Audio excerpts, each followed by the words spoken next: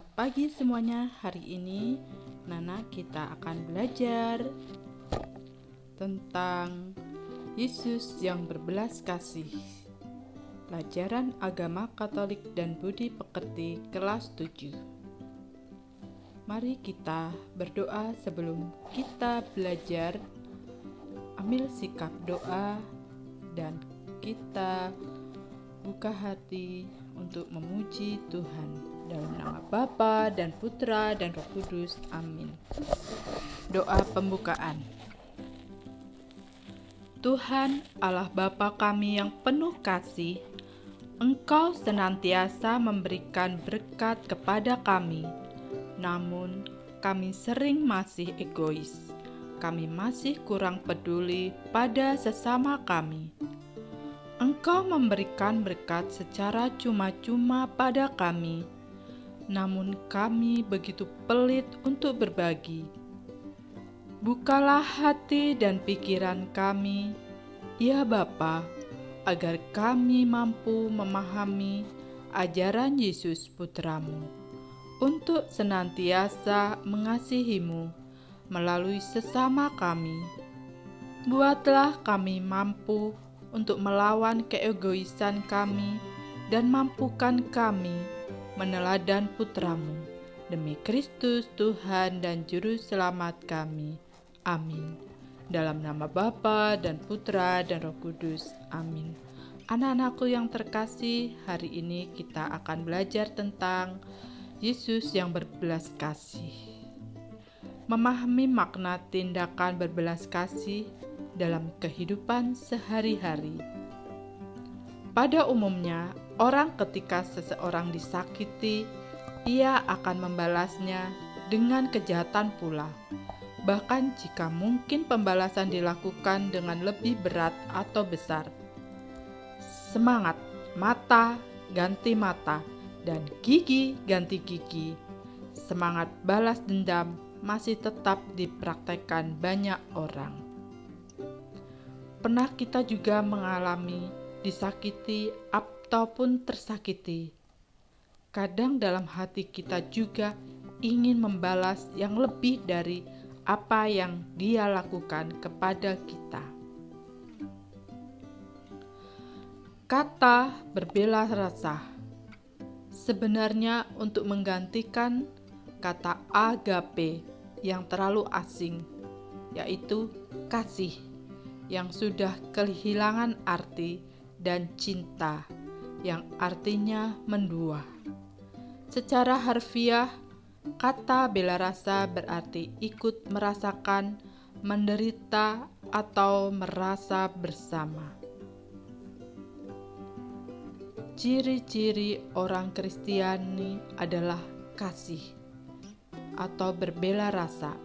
Salah satu kesulitan untuk melaksanakannya adalah karena bela rasa sekaligus berkaitan dengan emosi dan tindakan kehendak. Membiasakan berbela rasa berbelas kasih perlu dilakukan agar menjadi sebuah keutamaan. Anak-anakku, kita diajarkan untuk mempunyai kasih, walaupun kadang kita merasa dihina, kurang dihargai, kurang diperhatikan, kurang merasakan bahwa kita yang paling benar.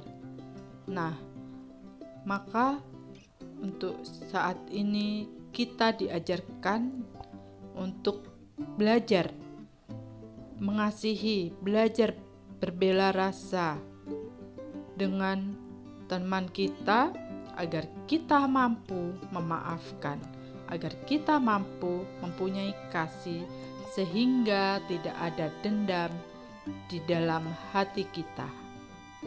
Maka dari ini kita belajar dari Tuhan Yesus untuk dapat berbelas kasih kepada semua orang yang membutuhkan belas kasihan.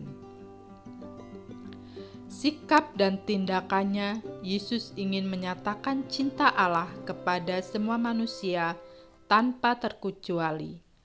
Kasih Yesus sungguh menguatkan dan meneguhkan orang lain, sehingga pada akhirnya orang yang menderita merasa diselamatkan dan memuliakan Allah. Tindakan Yesus yang menunjukkan sikap berbelas kasih yang lainnya tampak dalam perbuatan yang pertama, menyelamatkan wanita yang tertangkap basah berzina. Yang kedua, menyembuhkan orang sakit kusta. Dan yang ketiga, menyembuhkan orang buta. Yesus tidak pilih-pilih untuk menyembuhkan orang. Yesus juga tidak melihat derajat orang. Yesus lebih mengutamakan kasih. Maka Yesus mengajarkan kepada kita untuk senantiasa berbuat kasih kepada sesama, sehingga tidak ada rasa dendam dalam diri kita, tidak ada rasa iri, tidak ada rasa sombong, ataupun rasa ingin menguasai sesama kita. Yesus melakukan semua perbuatan kasih itu bukan demi mencari pengikut yang banyak, bukan pula demi popularitas, namun semua itu dilakukan demi pembebasan orang yang dikasihinya, demi kebahagiaan orang dikasihinya. Nah, anak-anakku, bahwa ketika kalian disakiti, ketika kalian merasakan tidak dihargai, janganlah kalian menyimpan dendam. Maka untuk berani menyatakan bahwa kalian juga bisa memberikan kasih. Walaupun berat, tetapi Yesus adalah teladan kita. Dia yang menjadi panutan kita, maka kita pun turut ikut teladannya.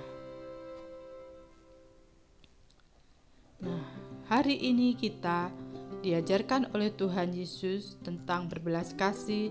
Maka anak-anakku, semoga dengan materi Yesus berbelas kasih, kalian semakin terbuka hatinya untuk memaafkan orang lain, untuk selalu terbuka kepada orang lain, agar kalian tidak ada iri, sombong, ataupun dendam ketika kalian tersakiti, dan mampu untuk membawanya dalam doa. Maka materi hari ini kita tutup dengan doa. Dalam nama Bapa dan Putra dan Roh Kudus. Amin. Yesus melakukan semua perbuatan kasih itu bukan demi mencari pengikut yang banyak, bukan pula demi popularitas, namun semua itu dilakukan demi pembebasan orang yang dikasihinya, demi kebahagiaan orang yang dikasihinya. Amin. Dalam nama Bapa dan Putra dan Roh Kudus.